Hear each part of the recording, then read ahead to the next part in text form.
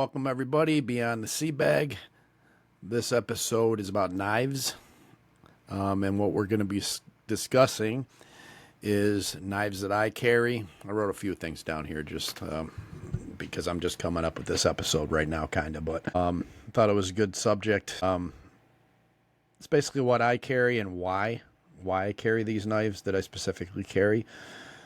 They're different purposes for knives. I don't have any particular one that I exclusively carry, and that's just it. So I carry multiple knives, and they're for different things. I don't like carrying a whole bunch of different types of knives because then you're never proficient with one knife, I think. I mean, there's guys that'll tell you differently, but as far as I'm concerned, if I have maybe 3 or 4, maybe my main ones, maybe 2 that I like to carry, I always train with those knives as well too. So, and those are strictly for defense and offense, or whatever. You don't want to say offense because, but there's blades and there's multi-tools. So a lot of us carry multi-tools, which are really, yes, they're blades, but they have a bunch of different other purposes too. So they usually have the wire cutters, saws, awls, can openers, you name it. So those, I like to carry those as well too. And then going on to ways to hold these things and how to draw them. So these are all for defensive situations. So, I mean, if you're going to carry a knife, you need to know how to use it. You need to carry it all the time, and you need to know how to use it. So, and that's just not for, I mean, yes, knives are used in everyday purposes for cutting. They're for cutting things, right? So I use mine on the job sites all the time, probably in a bunch of different ways that you're not supposed to use a knife, because my beloved Marine Corps K-bar is now broken because, well, I used it, I can't even remember what I used. I was smashing something, I can't remember, and I broke the end off, and so that kind of sucks. So I'm looking for somebody to help me fix that thing. And then there's also training with knives. I'm going to go over training with whatever knife you're carrying for self-defense or whatever. I tend to train with live blades. A lot of people don't do that. They'll use wooden ones or fake ones or whatever. When I train with other people, obviously I'm going to be using training knives. I don't like using the wooden crap. I do have a kitchen blade that I ground down. It tends to get some deer in the headlights looks when I pull this stuff out because it is a kitchen knife. It looks like a real fucking kitchen knife, So a lot of people don't like that, but it gets you over the whole shock of trying to deal with a knife. So I like doing that. I also like training with live blades as well too. And we'll start talking about the training that I do with those. I like doing flow drills with knives, which is basically Filipino arts, arnis, eskrima, kali, whatever. So when I do stuff like that, I will use live blades. So, and I do have some scars to prove it. So, but if you're proficient enough to use live blades when you're doing that kind of stuff, the blade kind of becomes a part of you. That's kind of what I want to get across. And when you're using these things, it's just an extension of your whole body. It's not something that you're scared of to use or whatever. So we'll go over all that. And I think that's about it for knives. So here we go.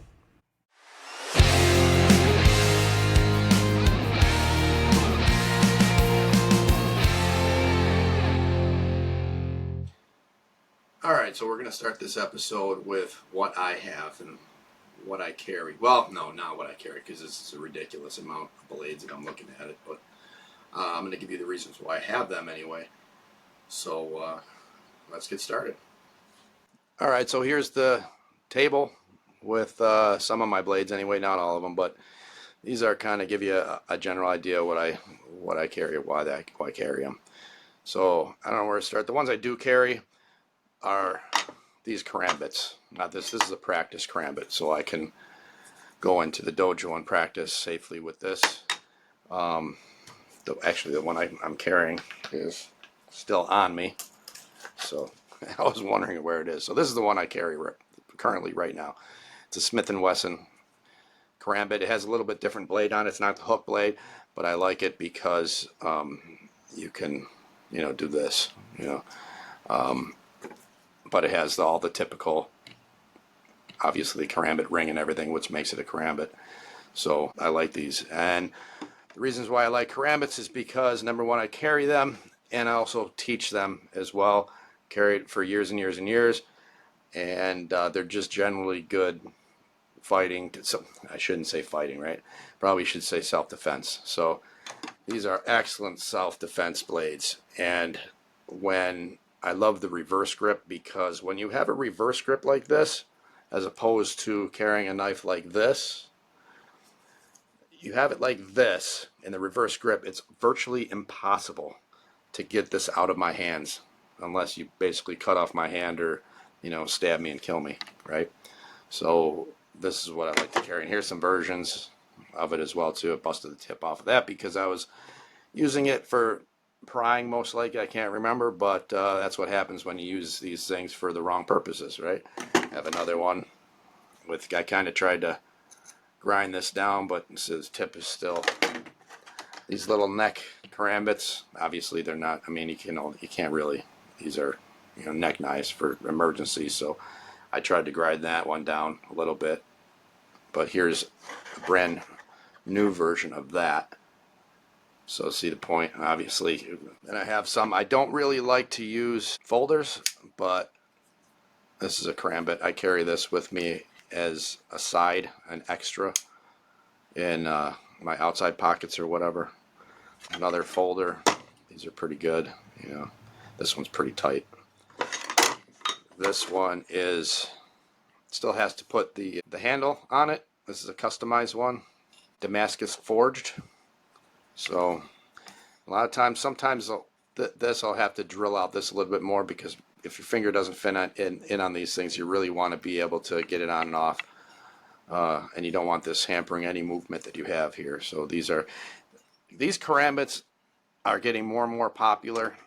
The problem with them getting that popular is there's a lot of people out here that are starting to carry these things that don't know what the hell they're doing with them.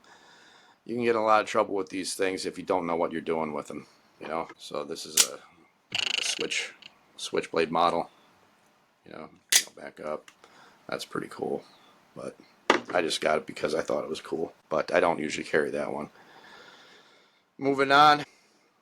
This was the first one I got in the Marine Corps. I've actually carried this one out on a few different missions. It's a survival. It has the whole, thing in here with the compass and everything.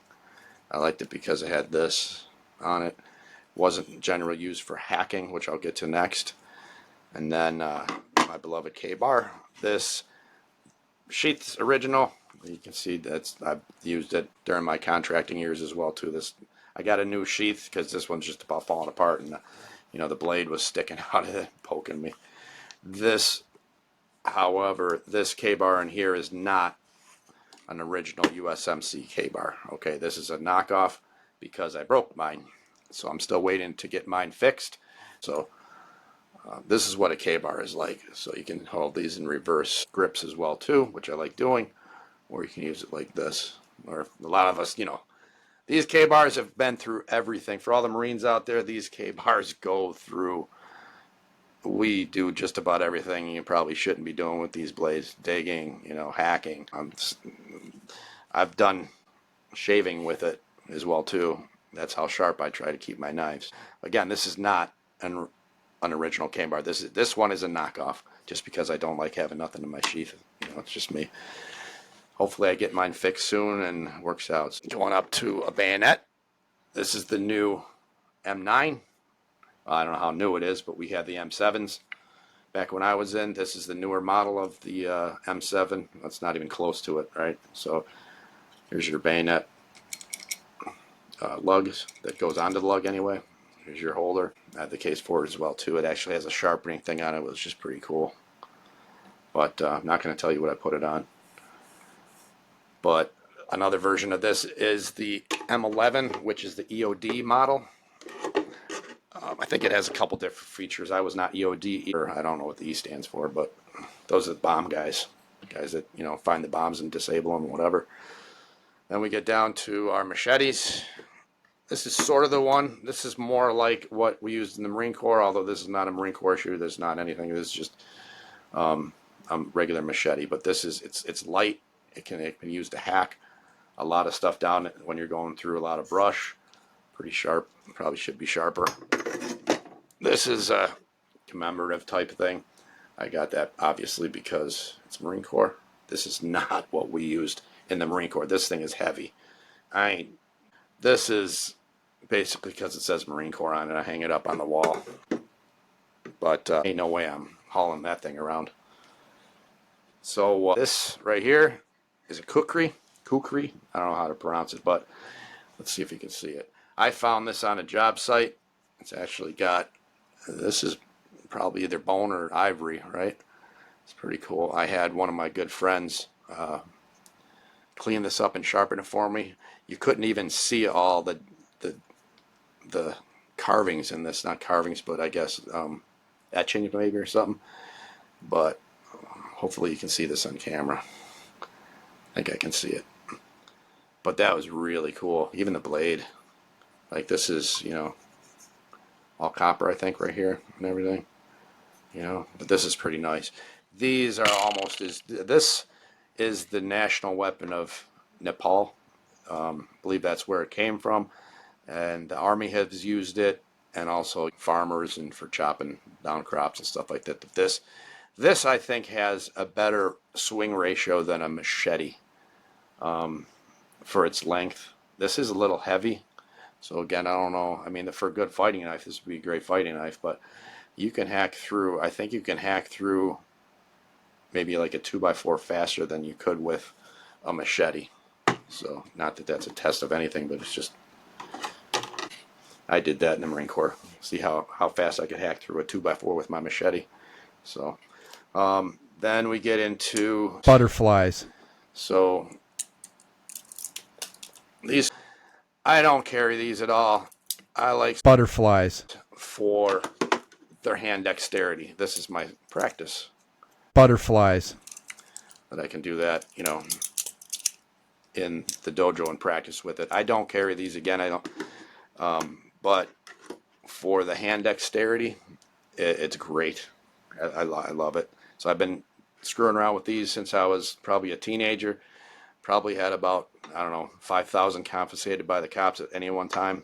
So I've been using them for a long time. And like I said, I don't carry them because it's just it's too much to pull out a, you know, I don't see the point of it. But like I said, for hand dexterity and hand drills, I love it. It's perfect for that. Next, we get into some of the training blades. Like I said, there is the practice karambit. This is another one. This is, I don't like the wooden blade, so I try to get something. This is kind of heavy, so if this were to drop on your foot, it ain't gonna stab you or nothing like that, but it's gonna hurt. So it's not a light blade. So I like getting a little bit more real with the knives. You got to have something that somebody's going to actually want to get away from, because if I hit somebody with this, it is going to hurt them. It's not going to cut them. But and that's why I like this one. So this is a kitchen knife, right? But nothing. I grinded it down. So when I bring this thing out, see the points all grinded down too. So I bring this out, and you can't tell this is a, you can't tell that this is a fake knife. This looks, well, it was a real knife. Still is a real knife. It's just grounded down. It's just a piece of crap old blade, you know. But this, you come out swinging this from behind your back, and you're gonna get some deer in the headlights looks. So training with this makes it a little bit more real. And then the trusty, which I have all the time. You can think about this as a knife, but your utility blade. I've ran into this a bunch of times working down in the city. People always have these blades, these box cutters, whatever. These blades, this is still has drywall in it, but brand new blades in here are sharp. They are, well, literally razor sharp, and I've been cut with these several times, and that stuff doesn't doesn't stop bleeding. So these, you can carry this around wherever you can and not get stopped and not like that. This is a utility tool, whatever. You have to check the knife laws in your states because they're all different everywhere. So, and then last but not least, I have this. I have a couple different versions of this one. This is another folder. This is a Gerber knife, very sharp. I mainly carry this when I'm on the bike. I'll have this in my vest, and I'll use this for cutting my steaks wherever I go because it's super sharp, so it's awesome. And I have a couple different versions of this with knives and forks in them as well too, and spoons. So that's a cool thing to carry as well too. I think that's about it for some of my knives. So you get a general idea of this. One more that I forgot to put out there. I have one right up on my wall here. Now we can't see it, but this is also a karambit. Like I said, I love karambits. This thing is ridiculous though. I mean, yeah. I seen this online. I'm like, no way, I gotta have it. I would never carry this. This is just, again, it's a thing. Just like that Marine Corps machete. I bought it because it said Marine Corps, and this one was just too ridiculous to turn down, so I had to buy it. So, I will get into how I train with blades. Won't go into a long overhaul of it, but you'll get the idea of what I teach anyway. So I'm not going to get into sharpening because that's a whole nother issue. I'm going to bring in somebody that's really good at sharpening blades, way better than I am. I still haven't mastered that. I have some sharpening tools and stuff like that I use. I like my stuff razor sharp, and in order to do that, you really have to know what you're doing. There's tons of videos on it out there, but again, you really have to know what you're doing to make it that razor sharp, and it takes a long time. I know on the videos it seems like these guys are going whoosh, whoosh, and it's, sharp as a razor blade.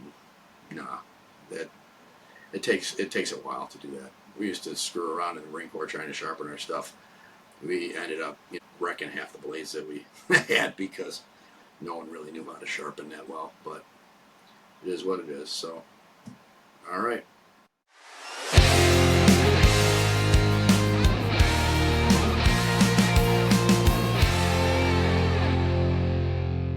All right, so now that you've seen my blades, the reason why I made this episode is because I know a lot of vets carry blades, among other things. As a lot of people nowadays, non-vets or whatever, carry blades too. So you got to be aware out there what everybody's holding. So, and the majority of people, like I said, are probably carrying a blade. Maybe a folder or a short knife or whatever. They're carrying something usually. So the advantage that you can have when you're carrying a knife is to make sure that you know how to use it and train with it. Don't be scared of it. A lot of people just buy knives, throw it in their pocket or wherever, and think they're going to pull it out and be able to do something with it. Against a person that is not trained, they might be able to get away with it, defend themselves maybe or something like that. But again, somebody that knows what they're doing or that has used this before, as in like an assault or something like that, these people have probably used their blades before, know what it feels like, know where everything is. So that's the reason why I train so extensively with these things, is because if I'm going to pull something, it's generally going to be a blade. You never want to pull something unless you're going to use it, but sometimes you have to. I'm a contractor and I go into some really rough areas, and some of these people just won't get it. They're either drunk or on drugs or whatever. Even if you're showing a blade, I've had guys come up to me and confront me even when I've had my K-bar hanging off my side. They still see that, and it's not actually until you start drawing it that they start backing up. So when somebody says shit about like, oh, never pull anything unless you're going to use it. Well, that's fucking nonsense. All right. Every single time you pull, you got to kill someone. That's ridiculous. So I hear that a lot, and that's complete crap. Anybody that says that hasn't done shit. Because those guys are in prison right now. How about that? All right. So don't let anybody tell you that. You should never pull the shit in the first place. But hey, if it gets somebody to back up and back off, hey, you've accomplished your thing too. You don't want to sit there and run after somebody, or you just let them know that you're not going to take shit, especially if it's an assault type scenario. Maybe it's, I have guys coming up to me all the time trying to get behind me. Now, I shouldn't say all the time, because normally they're going to pick targets that don't look like they're going to fight back. Okay. But I have had multiple incidences at my work sites. And that's one of the reasons why I stopped working late at night as well too, because you can't put yourself into stupid environments like that either. So especially like during the summer when it starts to get dark, I'm just out of there. It's not worth dealing with that crap. So, I've had knives pulled on me. I've had a gun pulled on me. I can't even remember how many times I've just had someone just be completely angry, come walking up aggressively on me or something like that. So you're not going to pull a knife every single time. You got to stand up for yourself. But if you think, I always do back up, back off type stuff right away. But sometimes they just don't get the hint. So you got to do something. You're going to be, a lot of people don't have to have those situations, because working in an office environment, you're probably not going to have that. You're probably not carrying nothing either, because they won't let you. But even when I was in an office environment, just because of the traumas that I've had or whatever, I've always had something. I feel like I've left the house without something before and turned right around, and it's just sort of like a security blanket almost for me. So I normally always have something on me. So how do you train with these things? Well, first you can't be scared of your blade.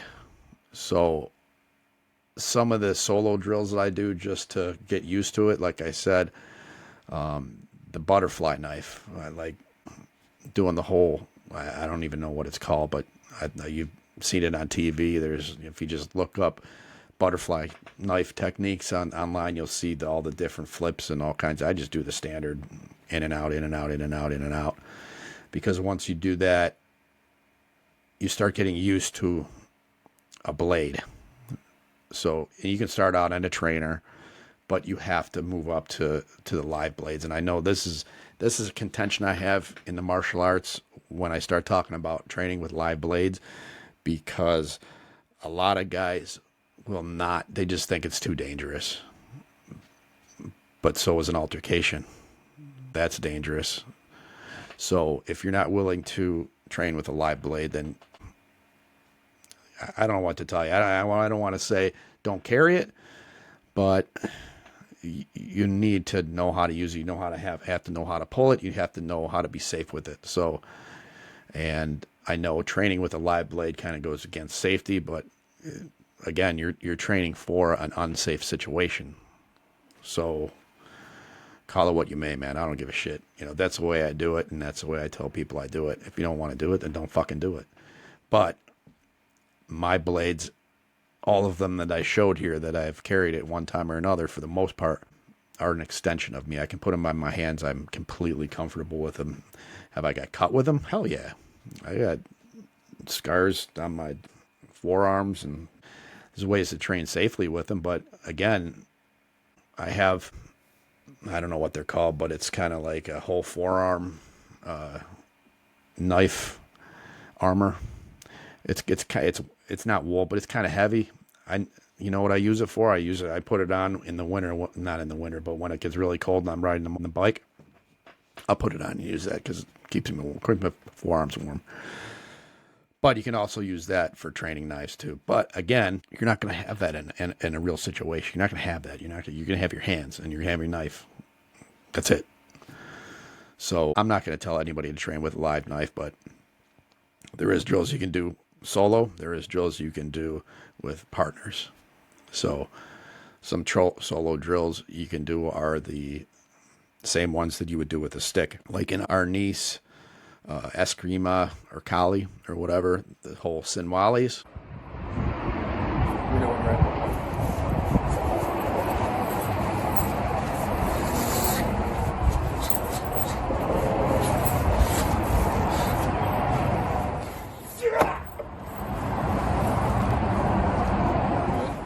There's also, going from that and going from different moves, and don't ask me what they're called, backwards Sinwali or 1-2-3s or whatever, man. It's all about flow, and flow is what's going to make you comfortable with your blade and actually striking something, and not just, I'll put up a 2x4 for something. Yeah. Ready?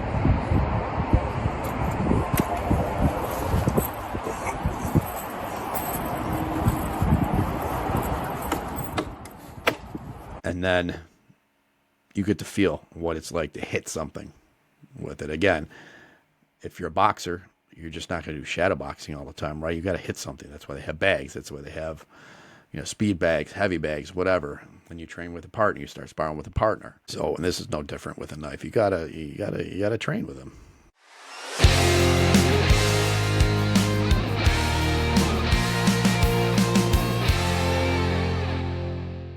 All right, the last thing I want to talk about is the legalities of carrying a knife.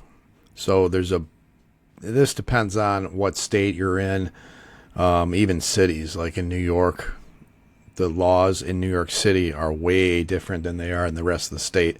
So New York is already ridiculously restrictive to begin with, but New York City, I mean, that's just ludicrous. So I have a few resources that I'm going to put on the webpage, beyondtheseabag.com. One of them is a newsletter from the Knife Rights Organization. They'll send out newsletters. I don't know what the frequency is, but it'll give you articles on all the legal issues that are going on throughout the states and what court they're in, they'll bring lawsuits and everything, try to get a lot of laws changed with the government. They'll bring it up to the state legislators. They'll bring it up to the United States court. So it's a pretty informative newsletter. I've been using it for a long time, so I can really recommend this one. So if you want to check that out on the resources page on the website. The other one that I just found the other day, and there's a lot of places online that have stuff like this, but I found that this one website was pretty decent, and it's the American Knife and Tool Institute. I'll also put that up on the resource page on the website so you can take a look at it, but that'll break down what the actual laws are currently in your state. Or they'll have breaks down even with New York. They'll break down New York City and what you can and can't have out there as well too. So I'm not even going to discuss legalities because I'm not a lawyer, so I don't think I should be saying anything like this. My opinion is that I carry what I want to carry. I stay within the laws, technically, because New York laws are ridiculous. But anyway, what I have found is if you're not threatening anybody with a knife or being stupid with it. I work as a contractor downtown. I told you I work in a lot of crappy places. I've had a lot of confrontations, and I've had a lot of police show up at my job sites. So, and at one time, they pretty much knew me by name. They rolled up, and they saw me, and they're like, fuck, what happened now? So, but I can articulate. I'm not angry when they get there because it was just some idiot that was drunk or something like that again or whatever. And they saw the knives. A lot of times I had my K-bar hanging off my belt, so you can absolutely see that. You're not concealing a K-bar off your belt. Some other times I'll have my karambits. Most of the time now I'll have my karambits on me. But again, even if you're walking up to them with these things, if you're minding your own business and you had an altercation with it, and then it is what it is. And so far, so good on that one. So, but look up your local laws and see what they are, and then carry accordingly what you can. So sorry about the lateness of this video. I know this is going to make it out late. It's, let's see, almost 3 o'clock in the morning, and I'm trying to finish this up. This week was horrible. And I just got back from doing some stuff as well too. So I'm trying to put this together last second. So hopefully it was informative. And if you like this and want to keep on listening and, write some comments, I'll have the comments open.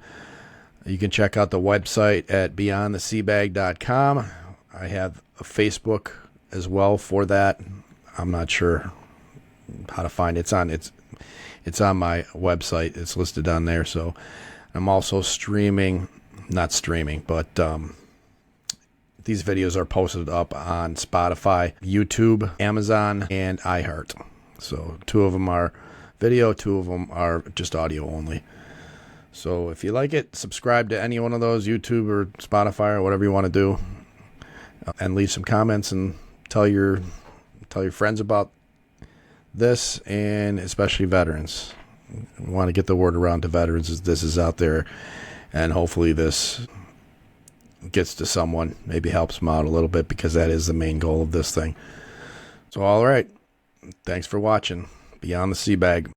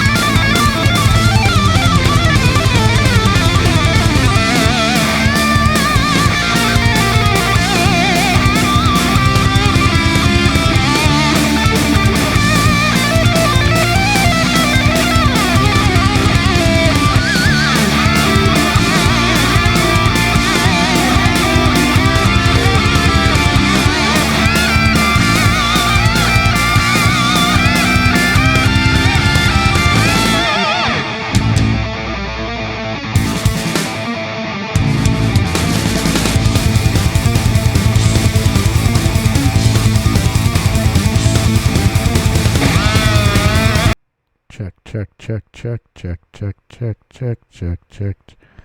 Fucking bullshit.